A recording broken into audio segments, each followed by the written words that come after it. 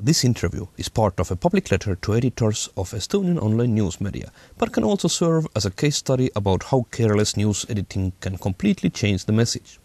The story starts with an article in Wired about internet voting in Estonia on parliamentary elections of 2007.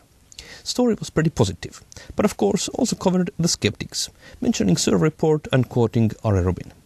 ETV24, news site of Estonian public TV, picked it up and ran under a headline, US experts have different opinions about the security of e-voting. Actually, a rather balanced piece of news, even including Rubin's comment about not actually knowing how the Estonian system works.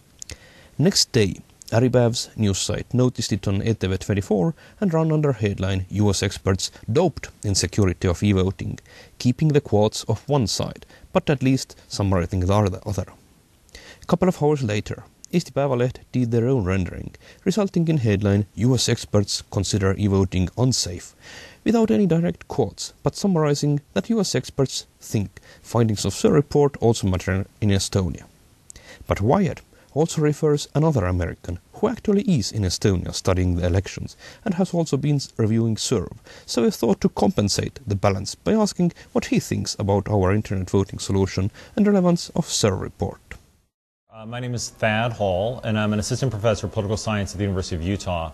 And I study elections and have written a book in the United States with a colleague, Mike Alvarez, called Point, Click, and Vote, The Future of Internet Voting.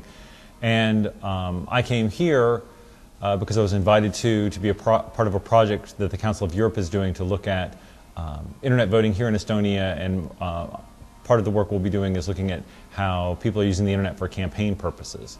And it's part of a larger work examining public trust and confidence in internet voting and how internet voting is changing Estonian politics. Just to give a little bit of context to that, the U.S. Department of Defense was creating an internet voting system that would have allowed military personnel and overseas civilians in the United States in a limited number of jurisdictions to be able to vote using the internet in the 2004 presidential election.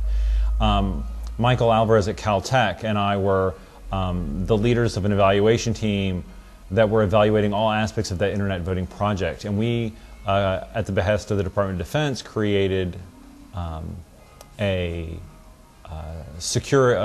peer review group that was to evaluate part of the system and security architecture. And there were two components out of it, actually.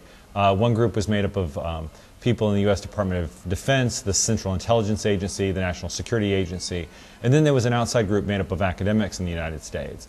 And they held two meetings, and after the second meeting, 4 of the 10 people who participated wrote a report in which they basically argued that the internet is an unsecure platform for voting because there are threats related to denial of service attacks, viruses and the like, that made the internet not a secure platform for voting. And actually the critique of it has nothing to do with the SERV system itself. It had to do with the internet as a platform that you can trust. Now, obviously, people around the world do trust the internet. We see, rapid rise in the number of people who are engaging in electronic banking, internet commerce, and the like. And so, clearly, while there are these threats that exist generally in the internet, one of the things we're seeing is that people do trust the internet for engaging in a variety of transactions, including financial transactions that are very secure. People who use the U.S. experience to critique the experience here, the electoral system here is much different than the experience in the United States. For instance, there's in the United States we have multiple candidates, we have various ballot designs and things like that. And here you have an election that's just for one race. And also here with the internet voting system, it's designed to address many of the security concerns that were brought up about internet voting in that SERV report. For instance, people here can vote multiple times, so the issue of coercion and privacy are alleviated by allowing people to have multiple ways of voting, and if people aren't sure that they want to keep their internet vote, they can always vote on paper, and there were a very small number of people who actually did that in this past election here in Estonia. And so we see that people feel more confident because they have these various options.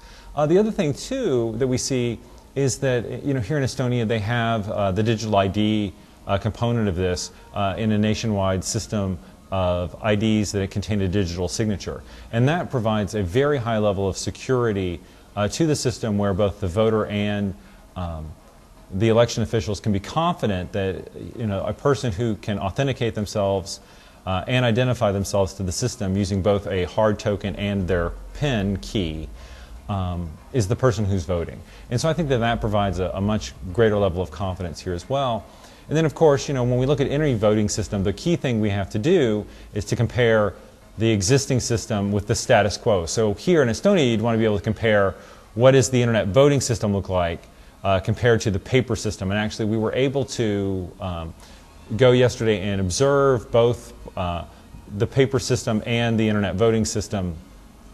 And I think that people should feel confident in both systems here, that people have a very well-designed internet voting system that was able to tabulate results effectively and accurately. And then we also have an election day system that's allowing people to also cast their votes that way as well. So I think that people here in Estonia should be very happy with the multiple ways that they have to vote. Both voting early in their precincts, voting online, and then voting on election day. And so the election officials here have clearly thought this through and built a system that meets the needs for everyone. People should feel confident, but Well, you probably also talk to people. Sure. Did they feel like being confident? Right. Well, there's survey work that's been done by Alexander Treschel at the European University in Florence, Italy. He conducted a survey after the last election where they asked voters in Estonia who voted on the internet, who voted in precincts, and people who didn't vote at all, what they thought of the internet voting process. And we see that there is a high level of trust here generally toward the system. And we also see that people who are more technologically sophisticated have higher levels of trust. And we see that people who voted on the system had a high level of trust. And so I think that the other thing we can look at are the actual hard data.